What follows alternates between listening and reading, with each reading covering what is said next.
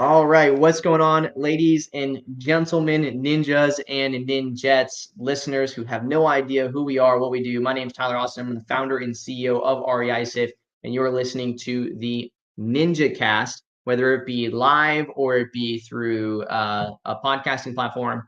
Today we have a really awesome guest. We only run the Ninja Cast really when we find individuals that are just crushing it, that we want to share their stories and share what they're doing in their businesses. And Jacob Bluestein is one of those individuals. And so I'm super excited. Is it Steen or Stein? Man, I'm gonna have to ask him again when I bring him back up because I totally forgot afterwards. But he's out of Jacksonville, Florida. He is a SIF Dojo alumni, and he is all around just one of the nicest people that I've met. He's came down some of our meetups in Orlando, and just an amazing individual. So I'm excited for him to share his story. Go ahead and make sure that you bring questions as we go through, and you're curious how he does certain things. He is an open book. One of the things that I will mention now that I hope he covers, and that I'll make sure that I ask him, that I want you guys to make sure you ask him, is how he handles KPIs, because he's also in our Willing and Relentless group. And one of the things that that he shared in that is just how absolutely awesome like his KPI tracking is. When I've seen it last time, I was blown away on how he went from a whole nother level with KPIs. And Mark Carpenter does a really good job as well with just a YouTube video on that. But he does it even better. So let's go ahead and bring him up. Jacob, man, thanks for hopping on and being vulnerable and sharing your story and being on NinjaCast, man. Thanks. I appreciate it, Tyler. Happy to be here. Yeah, for sure. And it's Steen or Stein, just to reiterate. Steen. Steen. So Bluestein. All right, cool. All right. It sounds like a rock band last name, dude. Like Bluestein. All right. So let's go ahead and just delve into it, man. Give people a background of you real quick. What's the before real estate look like? Yeah, where'd you grow up? All that good stuff. Sure. So I came from corporate, probably like a lot of other real estate folks. I lived in New York City for the last 6 years or so. I worked in finance up there, and I got into real estate in 2017 as sort of just like a side hustle. A couple years into the corporate life, I'm like, you know what? I don't think this is going to be for me long term. I think I want to build something myself. Claudio knows. And so I tried taking on a flip project with my brother in the Midwest, Louisville, Kentucky, just to get my feet wet. And it was a killer project. It was really fun. So I wanted to dive a bit deeper. 2019, June of 2019, I formed a company, a partnership to start wholesaling and flipping because the market was just too saturated. It's too hard to get something on the MLS. So we went to sellers ourselves. And this was in New Jersey, New Jersey, New York City. And got our first deal in June of 2019, actually, from a direct mail campaign. And that was the kickstart really of the career because that was the first time I had seen a check, like I had held a check in my hands that was like half of my annual salary. And so I was like, okay, I'm into this. I got to do more, get more involved. Um, and from there, we tried other things, other marketing channels, but ultimately did 2 or 3 deals. I bought myself a multifamily in Brooklyn, New York. I still have as like a house hack, and that was the real start of the journey, the real estate journey, and then the corporate life beforehand. So after that, we honestly we got too lucky at first, to be honest, and we did a couple of deals, thought we could handle more than we could, and ultimately the partnership didn't work. Partnership failed in the end. Tried going virtual for a bit in the Northeast, and ultimately was like, you know what, this isn't the right skill set. Learned a ton about partnerships, why to partner with certain folks, and what that looks like. So that's sort of the pre-Jacksonville, Florida story. Okay, so that's a good spot to sit for a second. What does this timeline look like between the time that you were in New York and you ended up in Jacksonville? How many years was that?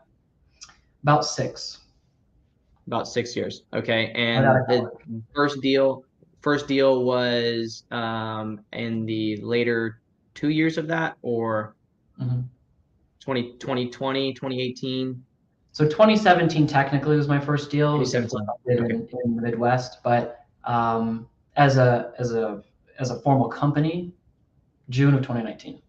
June of 2019. Okay. So June of 2019. So we'll use that as our baseline here because I want people to really see how life, is done in 5-year periods of time, right? And you got to really understand what your 5-year goals and targets because, a lot of people, they sit and they think about what they want to do in 10, 15, 20 years. But a lot can change in 5. Okay. So you were in finance. You got into real estate, closed your first deal. What took you down to Jacksonville? So after 2 years of trying to build a company in Northeast and not succeeding with the partnership that I was in, I sort of restarted, right? I quit my job in October of 2020, thinking Okay. I had this business. I was so excited. I was ready to grind in it. I've been doing it for 2 years. Well, turns out I didn't really have a business, didn't have a profitable business or a cash flowing one, and I wasn't in the right partnership. It wasn't the right strategic combination of value. So December of 2020, everything just sort of falls apart at that point. The partnership ends, company ends. I'm like, well, shit, what do I do now? Right? I just left my corporate job. Everyone's cheering me on, going like, you got this, and I didn't. So for about 4.5 months, I was like, what do I do? Do I do something else? Do I try again? It was sort of a depressing time in a sense. And after about 4 months of that, I'm like, okay, we're going to relaunch this thing. We're going to do it right. We're going to do it the REISift way, which was right about the time you came on to speak at the last mastermind that I was in. And I basically put together an analysis of like the top 10 cities that I thought made sense for real estate based on unemployment, economic indicators of stability, GDP, year-over-year growth, so on and so forth. And that boiled down to 3 options: Jacksonville, Florida, Philadelphia, PA, and Charlotte, North Carolina. Jacksonville was a great option out of those 3. Yeah. And I also like the weather down here, Yeah. Charlotte wouldn't be too bad. North Carolina's a beautiful area. I don't know about living in Philly though. No offense to my Philly friends. Besides the pizza, you get super fat in Philly. But okay. So boil down to those 3. So what was the ultimate factor of Jacksonville then after you've seen those 3? Was weather basically it, or did the better half have an opinion in that to make it Jacksonville, or what? She did. Yeah. So I was a little indecisive at the time because it's a big decision, to which city to go to, and ultimately it was like, go there for a week. Just Yeah. go to Jacksonville for 1 week and just see if you like it. I'd never been there. And I had sent out a GMAS sort of email to a bunch of agents with a templated message that did like this mail merge based on deals they've done, just trying to get breakfast with people and like just meet them. Okay. And I ended up getting breakfast with this guy who also an ex-banker, ex-Citibank employee, and we just spent like 3 days touring around, looking at his flips, looking at his projects, and he actually turned out to be a really big JV partner of mine for flips. We're offering on large multifamily together now, and something clicked. The mindset changed. The abundance mentality kind of like took fruition. I'm like, I see the opportunity here. I see the value. I see, the different housing structures and that we can really succeed here. And I was sold after that. Came back, packed up my stuff. A month later, I was gone.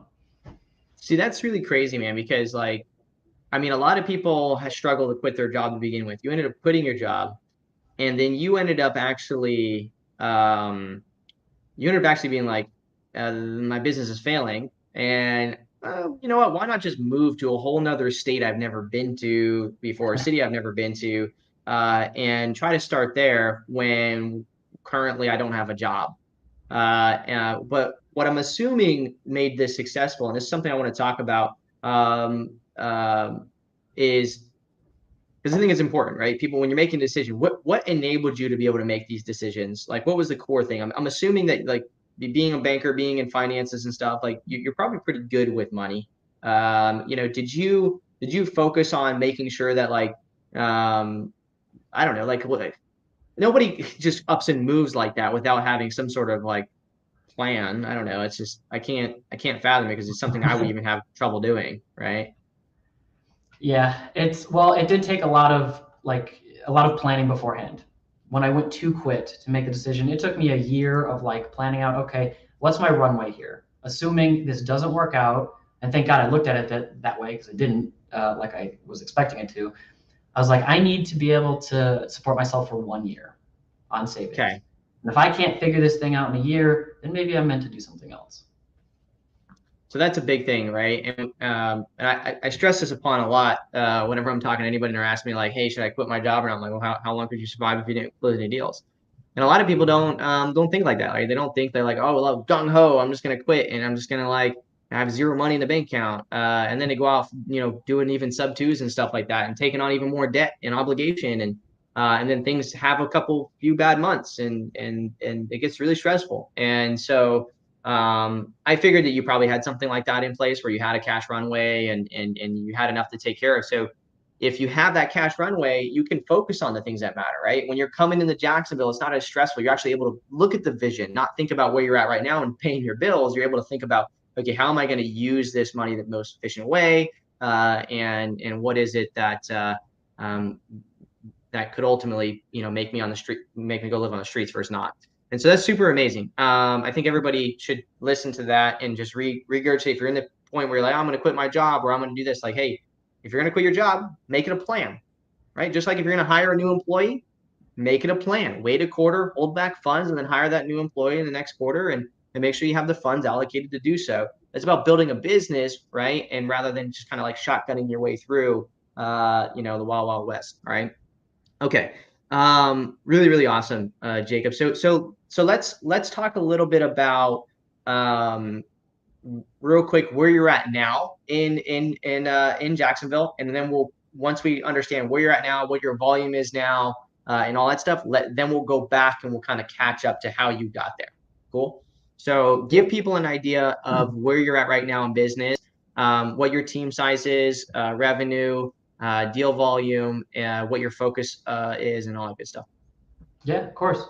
So it's perfect timing because this would be 1 full year. I moved in June, sort of launched like July 1st. So in the last 12 months, we've obtained about 30 purchase contracts, which resulted in 21 deals. Love it. Okay, And wait, for 30. So 30 contracts, 21 deals. So you're telling me that you guys have a 70% contract to close ratio. Mhm. Very good. Okay. And I look at revenue in two ways. One is how much did we generate as a deal, and then how much did we actually bring into the company? Because if I'm new and I JV something, which I totally recommend, but if it's a $30,000 deal, I keep 15, someone keeps 15. I look at both at the end of the year because that tells me what our gap was and what we can improve on.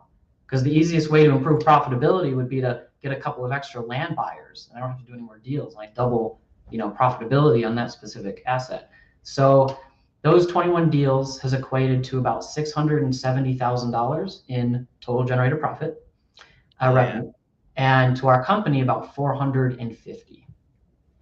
Okay, so let's break this down because this is something I know that you believe in.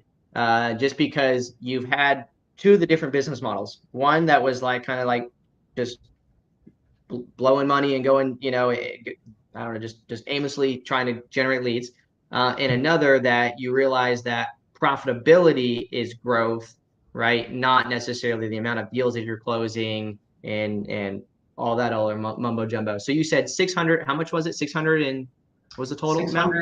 670. 670. And how much of that was to the company? 435. Okay, so 430,000 and then 600. Now, on saying that, is the 670 the total revenue volume, and then the difference between those two numbers is JV partner revenue?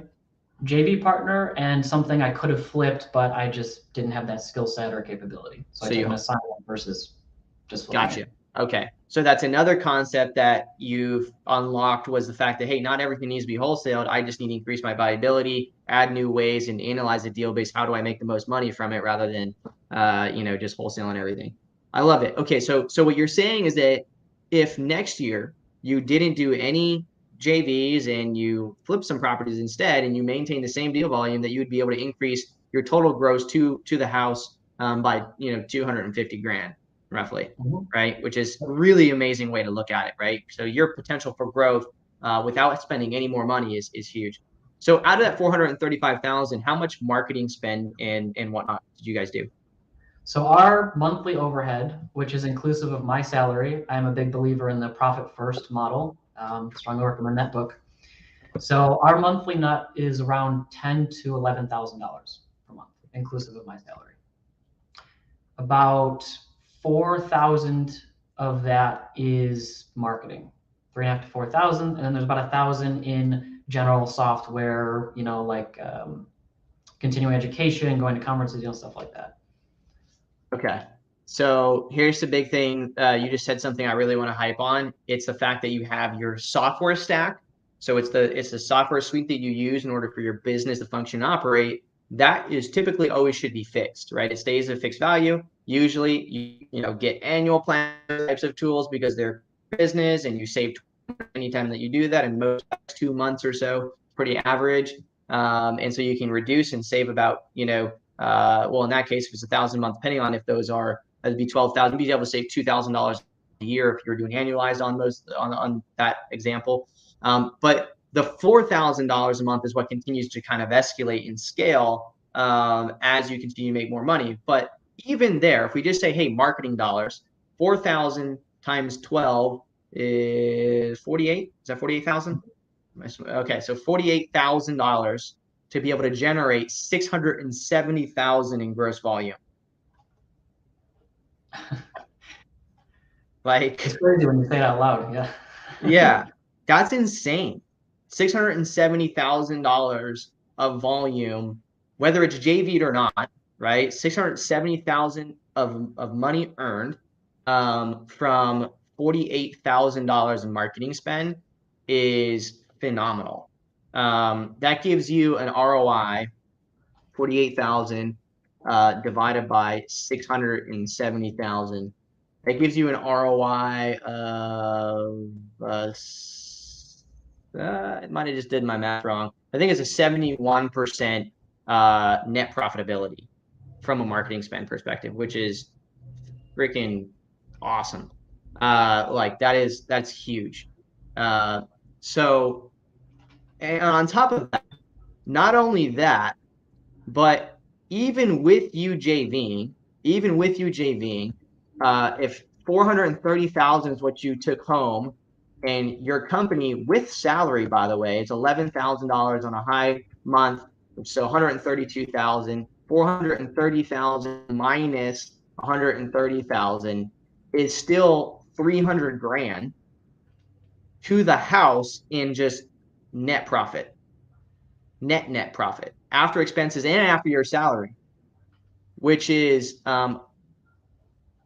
insane still, because even at 670,000, which is some JV money, but let's just use it against the big number, 300,000 divided by 670,000 is a 45% net profitability to the house, and that's including salary, which is phenomenal, absolutely phenomenal. Like if you made it all, you would be increase that would increase it even more. I mean, that's fantastic. Like that is really, really, really good. Because as of right now, that your company could drop a whole 50% in revenue, and you would literally still be paying your salary, and you would still be like getting more net. Really strong numbers. So you should be super, super proud of that. And I'm just gonna pop some of the fires and flames. Really strong numbers. Like that's fantastic, man. Like from where I know you were a year ago to hearing those numbers now makes me like super excited, and that's fucking awesome, dude. So let's talk about, let's talk a little bit about this. Let's talk about, and we're going to go back and we'll answer some of these questions being asked in the chat here towards the end. And you'll get to share this on your groups or on YouTube, whatever, so that other people can learn as we continue to go through and break down how he's managed to go in a year period of time, generate 670,000 in gross volume, 430,000 gross to his house, meaning his company, but still out of that 430,000, what is your salary? 3,000 a month out of that 11? 4,000 a month. So another 48. So him to his house make 350 grand a year in his first year net to his household from only 48,000 in marketing spend. I mean, that's insane numbers. And so let's break down how we've got there. A year ago, you were at Sip Dojo as well. And I'm just kind of basing off my notes here from our previous conversations with Mason here. A year ago, you're at Sip Dojo. I didn't realize that you just moved to Jacksonville when you came to Sip Dojo, by the way. I didn't realize it was that close together. I came down in June of 2021. I think I was actually at the Sip Dojo in March. I think that was my first one. Although we had spoken prior about a year ago. Just not okay. Yeah. Gotcha. Okay. So you're at Sip Dojo. You added in my notes here, Jaime had talked about his marketing process with direct mail. So I'm assuming it says that you're leveraging that. So you're doing direct mail now? So we're doing just an amazing process. Like it's insane what that guy does. So we take the same concept and we apply it to the Sensei flow. So every night, because he doesn't do the Sensei flow in the right way. Really? Yeah. He doesn't do it the way that we do it, and so he kind of really follows what he knows and understands. So that's why I was really interested, because I know that you do the Sensei flow type model, and then I seen that you're doing some direct mail. So I was really interested to hear how you're going to break this down. I'm going to steal it probably. So we have our VAs overnight. There's only one. He'll go in and he'll pull that day's records for probate and related instruments, and then he'll do the work and update the REISift records to change who we're marketing to, because marketing to someone who is the subject of a probate is not going to pick up your phone call. They're not going to answer the phone. So we change it to the main point of contact or the executor of that estate, and then we put that person through Sensei Flow, which is 3 days of consecutive call text voicemail. And we, for a little while, we're printing in-house direct mail, only 10 a day, and just sending them out. It's not so much that we're talking smack. It's so much that, you had a really good idea that could have been really better, and now Jacob turned it really better. That's all. Yeah. Okay. So let's maybe let's do this. Let's break it down. Give me an idea of the day. Like, let's hear your operation in the day real quick, and then let's hear it in the month. That'll give a better kind of idea. Sensei Flow is, exactly what you said. If anyone's curious on that, just YouTube Sensei Flow. You're going to see all the breakdowns of what that means. But really, it's niche sequential marketing: call, text, leave voicemails, and then push to direct mail. It worked, Dante. And so let's hear about your day. What is it that your team's marketing to, and what does a typical day look like? So right now, and maybe I'll start by talking about the team size. We're very small. We're very lean. There's only four staff members. There's 2 marketers. Four staff members. So does 11,000 include the staff members? Like that 4,000 in marketing includes the callers. So okay. Yeah. I look at their activity as what we're billing to, like accounting wise, and that would be the marketing cost, basically. Yeah. So a team size of 4, and still producing 670,000 in revenue, by the way. And he could still, but it just blows me away, because you could literally not hire anybody and still increase in revenue right now easily. So go ahead, continue. Well, it's funny, because when I went to Flip Hacking Live last October and I heard you speak, You were like, yeah, we did 7 figures last year. And I was like, well, okay, he had to have done like 50 deals, right? 100 deals. And you were like, I did 15. Yeah. And I was like, what? Like how? And I realized I was looking at it the wrong way. I was looking at it in terms of if I could just do 2 to 3 deals a month instead of what's my profitability I need to hit. I want to do less deals. I want to do less deals next year, actually. Yeah. I want to do higher profitability, right? So our team members are 2 cold callers, general marketers, right? They'll do cold calling, texting, some other stuff. 1 data/systems manager does all of our list pulling, recycles campaigns and call tools, does everything related to the back end, managing our phone numbers to make sure they're not flagged as spam.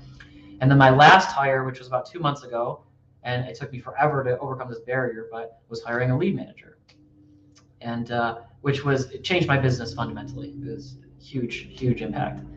And all 4 of those people are overseas. They're all from Egypt.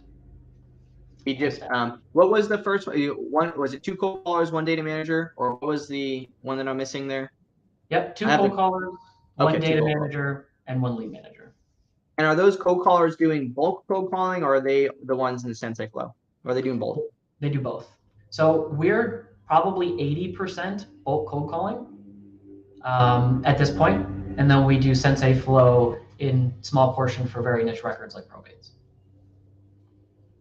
Okay. I'm just going to answer the small piece of your question right now. S4X Echo, how exactly do you gain more profitability? In every deal, you can only get so much. That's not true. In every deal, you can only get so much that you set yourself up to make, right? So a really easy example of this is instead of marketing to people that have 3 properties, or instead of marketing to people that have 1 property, you market to people that have 3 properties, and you try to buy all 3, right? So it's the same amount of marketing costs, except because you're still marketing to that 1 individual, except for it gives you the opportunity for a profitability increase because for spending $1, you got back $3 rather than spending $1 and getting back $1.50. You understand? So its profitability is based off of a larger picture than that single deal.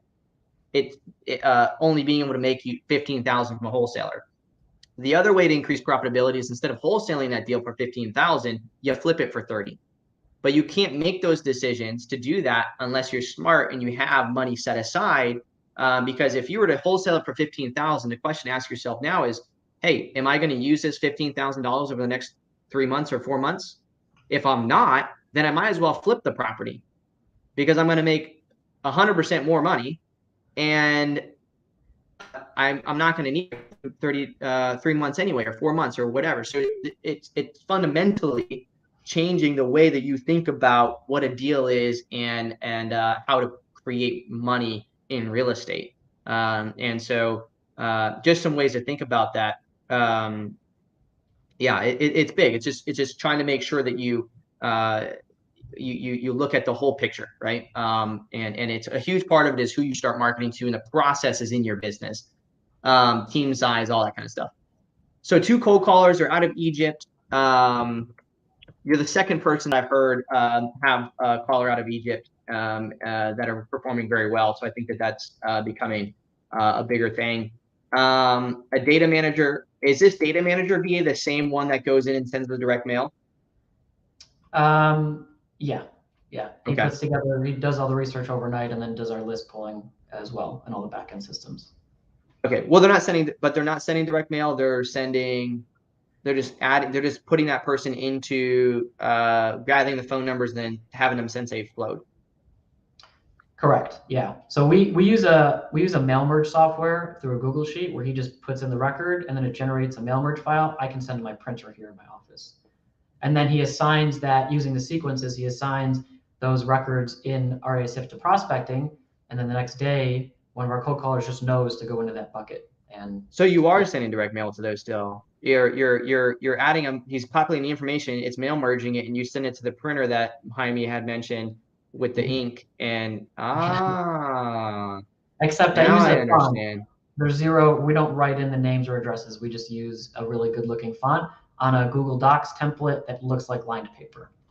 Yeah, I see now.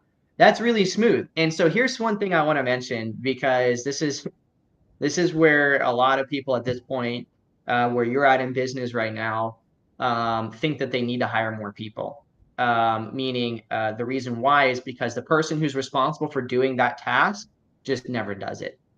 And so it affects bottom line, and they think that they need to hire more people, but it's really that they need to hire better people that they already have, right? And so right now, what's really working for you, it sounds like in that ecosystem is that you have good employees, right? You have the right people in your company right now, and that makes a world of difference.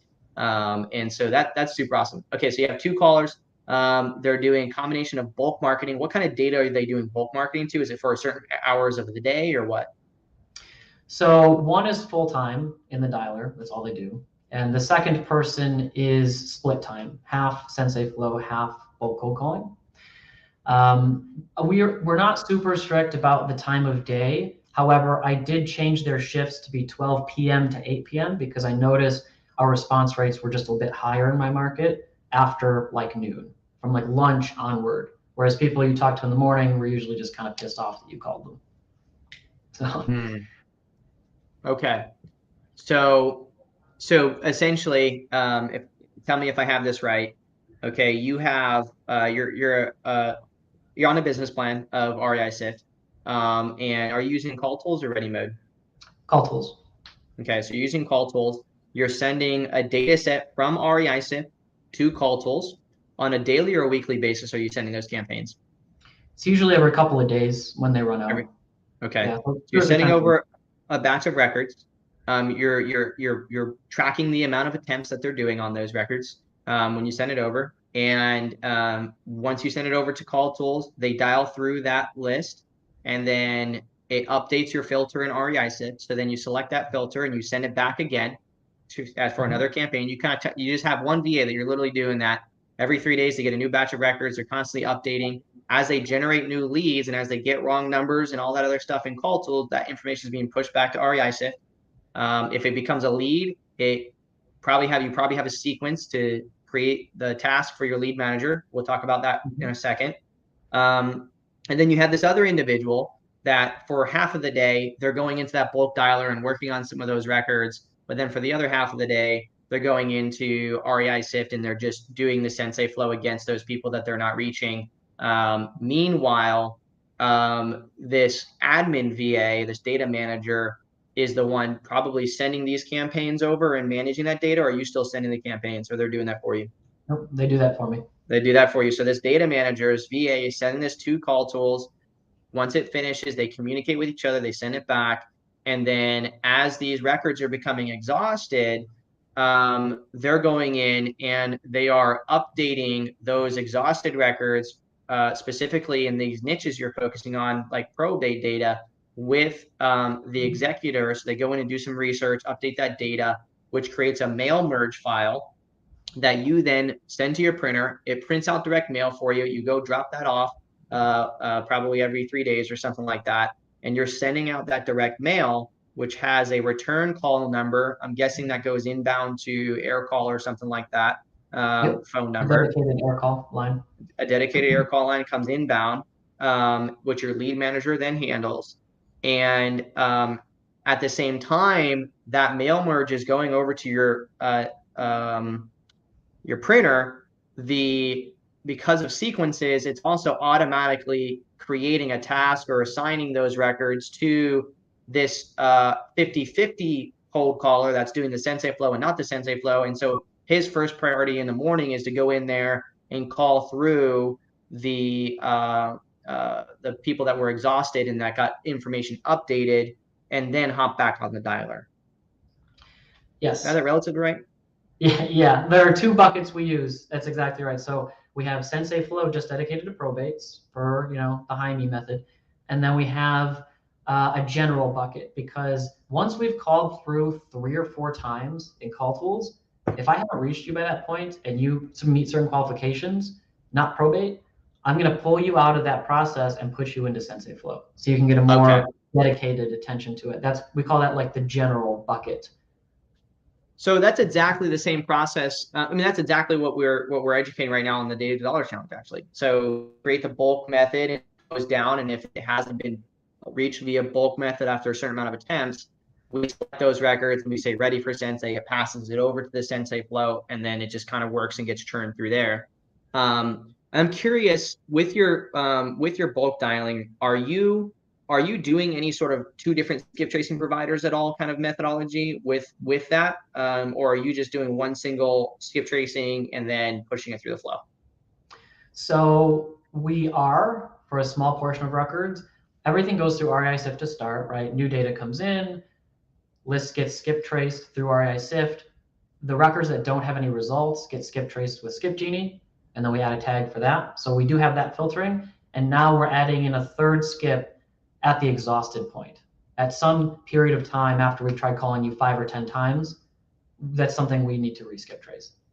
So right now we're at 2 and we're adding in a third later down the road. I love that because you kind of doing that extra, maybe a skip tracing provider goes even deeper to gather some phone numbers. So I really love that flow, that process. And it is funny because it's people say that that they can't get results, and it's like, hey, it's just because fundamentally you're thinking about something wrong or whatever it may be, but it ain't the process, because the process works, right?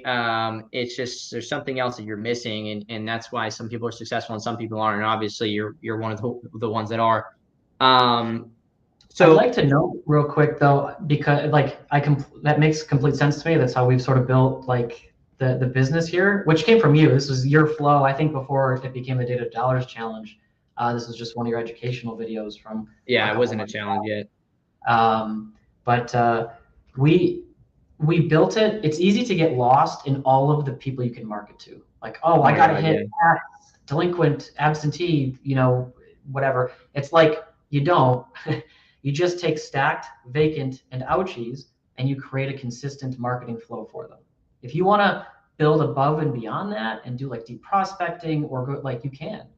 But when I started, that's all I did. Just those 3 buckets. REISift like did the work for me. All I had to do was send it to it. Oh, you're talking about the default buckets, the ones that are just in there. Ouchies, vacant.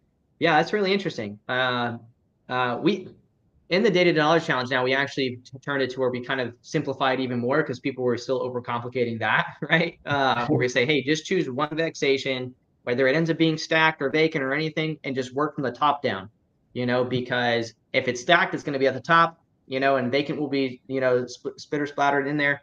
But it is really impressive how if you just sit down. So what I would like to know, because I think this is what people struggle with, Jacob, is like, how did you internalize and actually take what it is that from an education perspective and actually implement? Like, where do you think, what is the bridge of gap there? I mean, do you have any things that you do? Like, do you sit down and write it on a piece of paper? Do you mind map it on a tool? I mean, or do you just take bits and pieces and implement them one at a time? Like, how do you visualize what it is that you're planning out?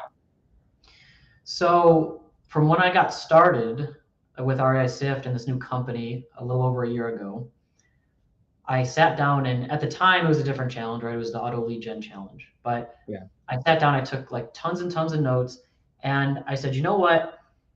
I'm going to accept the fact that I may not know how to do this better right now, which is kind of hard, I think, for a lot of people to do. And I'm just going to follow the direction without trying to assume I can figure out how to change things for the better. And like you tweak over time based on your market, based on your business. But I followed the auto lead gen challenge at the time. I listened to the YouTube videos that were put out about setting up a sequence and call tools, right? What your campaigns should look like, what you should look for. I watched your KPI course and I just implemented those things at first. Yeah. So basically what you're saying is don't think beyond yourself initially. You're paying for certain things because people have proven that it works.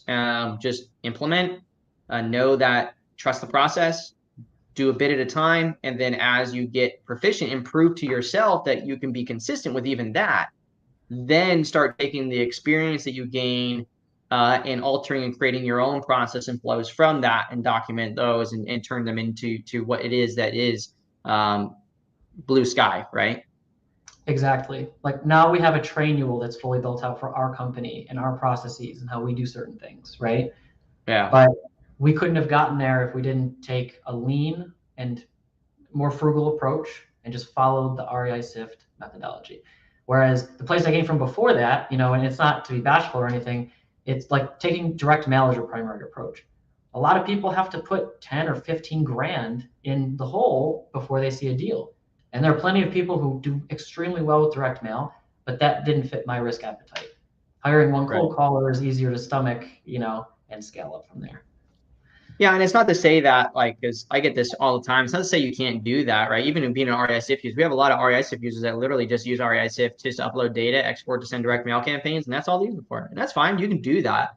I think that they're losing a bunch of money. They could be doing a lot more. However, you can do that, right? But to me, fundamentally, how you have your business right now, like it is like primed and I'm working on my private pilot's license right now. And so like when you're pulling up and you get to the ramp, right, and you're waiting to go take off, you go through your checklist and everything. But even before that, before you boot up the aircraft, you gotta you always prime before you start. Well, at least on 172s.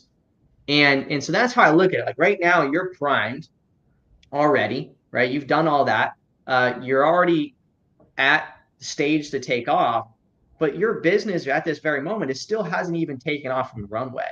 But your checklist is finished.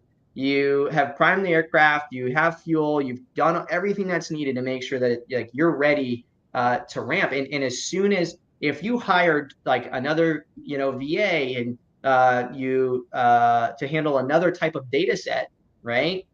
Even for example, like that, already that hey, this is proven and it works. And so if you add in more bulk and you can add more to your business right now and take off and increase altitude without knowing that without the concern that there's like fuel shooting out the back of your aircraft is essentially what I'm trying to explain. Like your stuff is really dialed in. When it's dialed in like this and you can produce revenue how you're producing revenue now, then you can produce revenue up here. However, the reverse isn't the same. If you bulk market and you smash and you send a bunch of direct mail and everything, you're creating revenue and something changes in the market, there's no guarantee that you can still survive down here. Because a lot of businesses thrive off of just pushing out money and just making money back. That's how they thrive, right? And so it's like an influencer that relies solely on influencer money, but then their Instagram account gets banned. Well, it sucks because there goes, your core revenue source. You don't understand all your numbers. You're relied on just that. And so I love what you have going on, and I'm super excited to see what the rest of 2022 looks like. Let's talk a little bit about the idea of KPIs, right? Like let's break that down a little bit because I feel like that's something a lot of people struggle with. You have bulk dialer stuff and you have single line dialer stuff. Are you tracking these differently? Like what does your KPIs kind of look like? Because you have direct mail, you have the bulk stuff, you have the niche sequential. I mean, it sounds like a lot of tracking. Yeah, we technically have a lot of those channels. We try to only focus on a few of them, right? Bulk dialing predominantly, Sensei Flow, and then we do some like referral stuff as well. But so for us, I look at it two ways. So, and this is really based off of your KPI training that you have available out to the public. It's just a dedicated Google sheet for each role in the company, because in myself as well, like everybody has to be accountable to some predefined set of criteria. That's how you know if you're performing well, if they're performing well, if something's broken in the process. So we do focus more heavily on our KPIs for bulk cold calling, but we still keep them across the board. Every day, my lead manager goes in and she puts in how many people did she get in contact with, how many sales offer calls did she schedule for me, and then we review those together every week. So I also had them, and what I presented at SIFT Dojo, I had them, transformed into Google Data Studio dashboards just to look a little, look a little better, because that's how I like to interpret data. But it keeps everyone's morale up and it keeps everyone accountable. So that's why, and I'm a very logical, like operational, analytical kind of guy, and that's just where I feel comfortable. Right. So few things to take from that, for everybody else. The key things is one is your team members have to be in charge of documenting their KPIs. You cannot cannot rely. Let's say it's a CRM, and you're buying a CRM because, well, it has a dashboard on it and it tells me how many calls each person made. And your callers aren't obligated to have to be accountable to input numbers anywhere. You sure as hell better bet that they're going to become complacent and those numbers are going to drop, right? They have to feel as though they have to input something and see the tangibility of the increase or decrease in what it is their output is on a daily basis. Really, really important for lead managers, prospectors, acquisitions individuals. And then all of that information needs to be visual and accessible to anybody in the company. And it needs to be out there for the world to see. Okay, and so really, really important. By the world, I don't mean other companies and shit, but so really important. So I'm glad that you have that in place, and that the hack of having somebody on Upwork go to DataBox, was it, or I think that's what it was, DataBox, and transcribe it over to Google Data Studios, which is a free tool, is genius. So really easy way to, and talking about profitability, to save $200 a month, $2,400 a year or whatever it is, by simply using a tool that's free, that is still a really good tool that does a really good job. And so now his tech stack is probably REISift, call tools, Google Data Studio, some sort of signature product. What am I missing? AirCall. Yeah, I think it's like $900 a month. It's yeah, I mean, really, really small. You don't need a ton of tools. You just need the best tools in the craft, right? And it's crazy, and it shouldn't be all in one. There shouldn't be one tool doing all 5 of those things, because if it is, there's problems. Like it's not going to be as efficient. You're not going to be able to scale in the right way. I don't have a CRM either.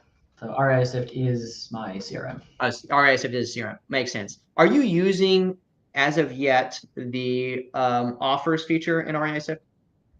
Actually, I am. Right, so I know that you had to have, because that's how Mason sent you an email. I know that there's at least been used once. I'm using it just to document right now, because in the future, when like SIF line comes out, like other features, I know it's going to be really important, and I'm going to wish I had kept that stuff up to date when those features are available. So we are using it, and it's nice to document in the record too, for when my lead manager does her post follow-up, if we couldn't come to terms, for example. But you still have an acquisitions Google sheet where you're documenting your offer was made, what the offer was, if it's projected revenue and stuff like that, essentially, right? Okay, fantastic. That's great. That should still be being done. Exactly. Okay, cool. So, all right. Man. So let's talk about what are the, from your bulk dialing, and something I wanted to mention too is, when you say bulk dialing, you're not sending over 10,000 or 50,000 records, or are you're sending over like 1,000 or something at a time, I'm guessing. We're in between. So and it's probably important to know where I get my data from. I do not buy any data. I do not pull data from third-party sources like PropStream or ListSource. Every piece of data, every record comes from the county, right from the horse's mouth. That's all of our marketing data. REISift auto filters it into those buckets, and we market to them. All of the niche records, tier 2, I guess you would say, are about 20,000 records. And that's after a year of accumulating and the different sources we use. And we hit those 20,000 people at least once a month. So you're churning through all 20,000 every single month, essentially.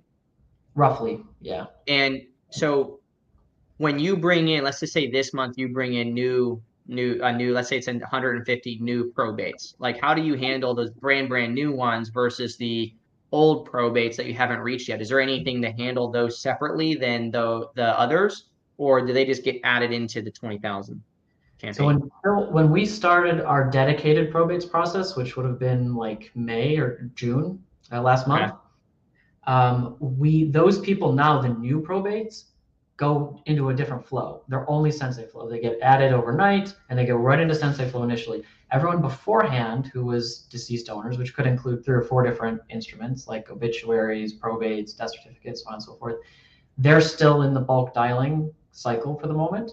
Maybe in the future, if we have more capacity, we will pull those just like we do our general Sensei flow stuff. Okay, good. So I'm glad that I asked that and that we broke that down there, because what I always tell people is like, hey, if you have that super old data, hey, yeah, continue marketing to it, but as soon as you get the process in line to be first to market, always prioritize first to market before catch up data. And so you have that in place now, which is fantastic. And so this is where now I'm starting to see the full picture of what Jaime's remembering the SIFT Dojo thing that Jaime did and talking about how he does his probate process. Now I'm seeing that like on how you've taken, a mastermind type component, added to your business, adjusted it to fit your team, and have used it, in your operations. And so that's really cool. You intake the new data, the old data kind of continues to always get hit because we never want to just assume that they don't want to sell. We want to continue working that data, but we're always prioritizing that brand new, problem set right away. And so that's super awesome. Okay. Let's look at some of these questions real quick. Because we're about coming up on our time. Actually, we just hit it, I believe.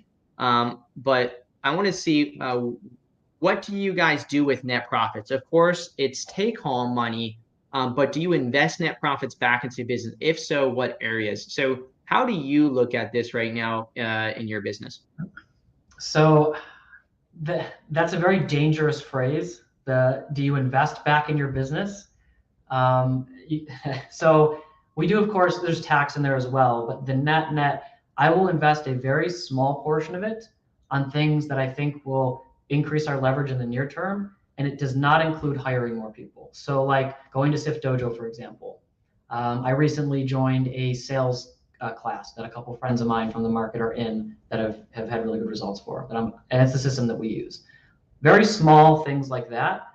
But I won't really reinvest it. It goes into a separate vault account, which if you read Profit First, you'll learn all about, because I'm trying to separate myself and my financial freedom goals from the company. The company exists to generate revenue for me and my goals. And that's why our extra profit goes into a vault account and doesn't stay with me, doesn't stay in the company. It's gone. It's out of sight. Yeah, I love that response. It's really big. I have a video on my personal YouTube channel who is at Esper, where I talk about my philosophy on money and where it should go and where it should be placed. And so I do something very similar to what Jacob is saying. However, right now, just because the question was asked, I'm gonna mention this. We're increasing our cash flow runway right now, runway right now. And so obviously, let's say if the business kicks off, let's make an even number, $100,000 in extra net this month, right? If that's what gets kicked off, usually I would have just distributed that and just made extra money that month, right? But right now I'm holding back more of that to increase that cash runway, which ultimately is still my money, right? It's still in there. It's harder to put it back into the business in case you need it rather than take it away. But I'm still taking my minimum, right, requirement from a practice kind of model to say my money now, because if in fact businesses do go downhill, right, for whatever reason, you still want to make sure that all the suffering that you did up to this point is taken care of. But you also want to make sure that your team's taken care of. So you got to make sure that cash runway is really good. That way you can kind of continue to work through a market. So for most real estate companies, you're going to want that to be anywhere between 3 to 6 months. I think right now 6 months is the safer bet, which for like Jacob would be like 60 grand in a bank account, set aside to make sure the business can function for 6 months without any new revenue. As a real estate company, you minimum need at least 3 months, like minimum, because of the fact that sometimes we don't make money, but on a quarterly basis, right? Flips and things like this, take a bit longer to close, and we need that extra money sometimes to cover expenses. So really, really important there. But from the receiving those nets, right? There's different ways to think about this. There's investing your money into assets and investing your money into businesses. And so right now, Jacob is at a point in his life, and this is me speaking for him, but he's in a point in his life where he's really trying to, increase the wealth accumulation from a passive income perspective. So I'm assuming he's holding his money back and saying, hey, I want this money now because I want to be, solid and secure from my household perspective in case I decide to get rid of this. And he's using his real estate company in order to bring in some cash, create opportunities such as multifamily deals and stuff like that, so that he can take that money and store it in stuff that creates cash flow. But once you become financially free, that becomes a little bit harder, because now once you're financially free, it's like, well, I'm already making money every single month that covers my expenses. So now this extra 100K this month, where can I put it that's going to end up making more money?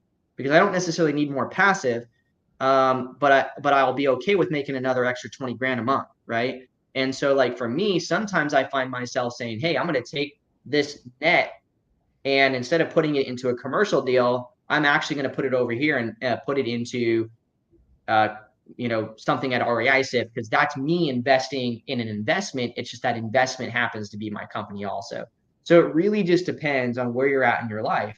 I achieved financial freedom, I don't know, a couple years ago, and so now I treat my money differently.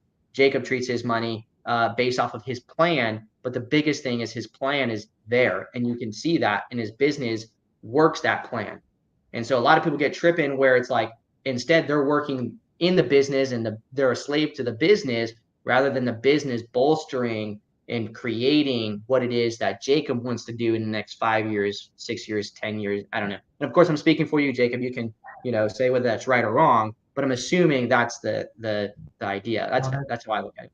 That's exactly it. The income that we generate beyond what the business takes, that's what we leave in, which we try and make about 20, 25,000 stay in the business each month, pays for all the expenses. There's also allocation in there for my own profit. There's a little bit of profit in there, right? Everyone needs to feel incentivized for like your goals, like mine is to travel, and the profit that gets distributed every quarter allows me to go on trips, as an example. Ultimately, this vault account is going to be used for investing in large multifamily assets, like 100+ unit buildings, where that will be my attempt at creating passive income and wealth for my family, my kids, and so on and so forth. Right. Yeah. I mean, super huge, man. I'm ecstatic about your growth, man. And the last thing I want to cover people to have this to have something actionable is what is the three biggest KPIs that you look at in the company? What would those three be? If you're to say, hey, number one is amount of dials, number two is the amount of contracts, and number three is amount of revenue, or maybe it's something else. What would you say is those three? So it depends a little bit on where you're at, because it's easy to get lost in tons and tons of KPIs. I think cost per deal by marketing channel, or cost per contract by marketing channel, is huge. Just like you should always know that, and that should help inform your decisions. Like for us, it's about $2,000 a deal and with bulk cold calling. A little higher for Sensei Flow, but they tend to be higher profit deals, so it sort of works out in the end. I would also say our ear-to-ear percentage, like out of all the dials we're making, because just the number of dials can be a little misleading. You can turn it up to 10 channels per agent and feel like you're crushing, but you're getting nothing. So we look for ear-to-ear percentage, which is easy to pull from call tools or ready mode. So if you're getting 30 to 40%, ear-to-ear connection, people are answering the phone. That's not your biggest issue to focus on. And lastly, I'm really OCD about our monthly expenses. And I know you talk about this all the time, Tyler, on like in war and other calls, but like I check my expenses in my bank account almost every day, because it's so easy to swipe the credit card, like it's so easy to just buy stuff you think you need in the moment when you really don't. Yeah. Us as entrepreneurs, we have a really a knack for trying to find where we get immediate stress response, right? And when we're spending money, we feel as though that stress response is being triggered. When we're finding problems in our business, which aren't problems, like you mentioned a really good one, ear-to-ear connection rate. Like, hey, it's not call tools if your ear-to-ear connection rate is at a 50%. You know what I mean? It ain't call tools, it's at a 30%. If your ear-to-ear connection is really low, but you're still making dials and there's connections happening, then it could mean the skip tracing, right? So understanding what you're looking at and not becoming super emotional and trying to quickly point the fingers. But the biggest thing is, if you're not tracking it, there's no way for you to know, right? So you got to be able to track all the right stuff in order to make sure that you know where is the problem. If you're have an ear-to-ear connection ratio of 20%, so let's say you dial 1,000 numbers and you connect to 200 people, out of those 200 connections, what's your correct number ratio? Is that correct number ratio a 5%, a 30%, a 1.5%? what is it? Because that could point towards where the issue is. It's not that you need to dial more. It's not that you have a bad connection rate with AirCall or Call Tools or Ready Mode or any of these tools. It's that when you do get connected, it's just not the right person on the phone. And so now we need to dig in and ask ourselves, well, let's listen to some of those calls. Is it because our callers are not asking the right questions?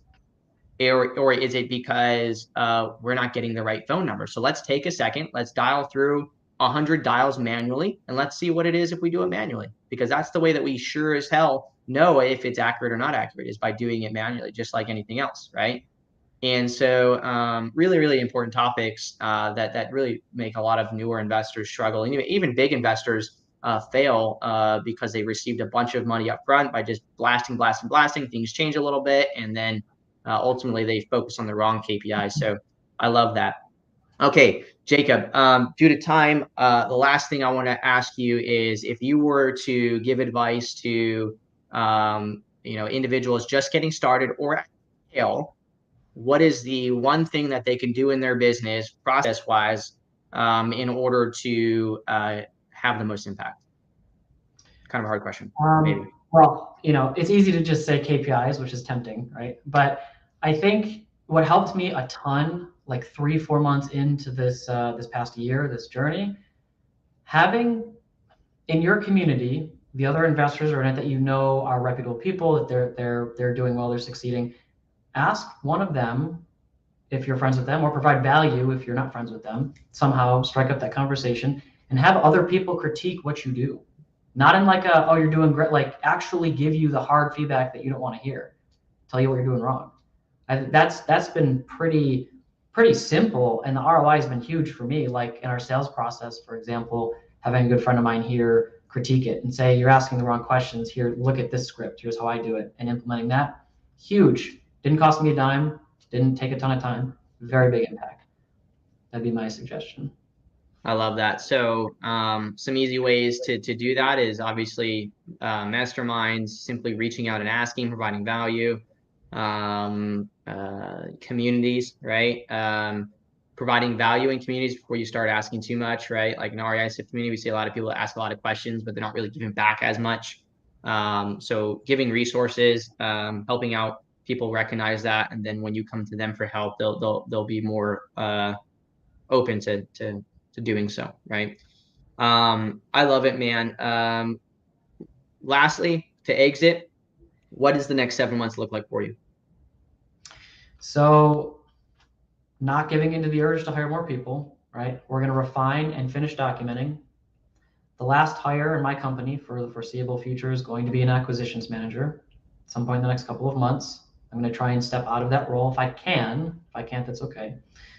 And transitioning into the bigger picture, right? This is a capital generating business, wholesaling, flipping, putting that into long-term wealth and cash flowing assets.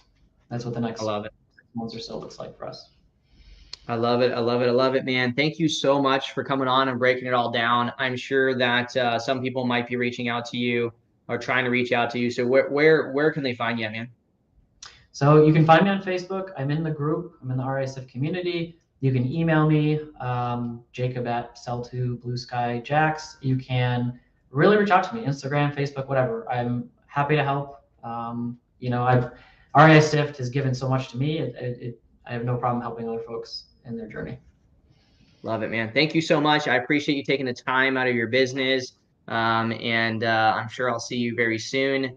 Everybody else, make sure that you subscribe to the YouTube channel if you haven't already. Go to Spotify and leave a review for the podcast, all that good stuff. You know what you need to do. Okay, just do it. I don't need to mention all of them. We appreciate all that good stuff. If you'd love to, obviously REISift is on Trustpilot. You can head over there and give us a review as well. If you enjoy our content and things we do here at REISift. Reach out to Jacob. Don't abuse him, right? But reach out to him.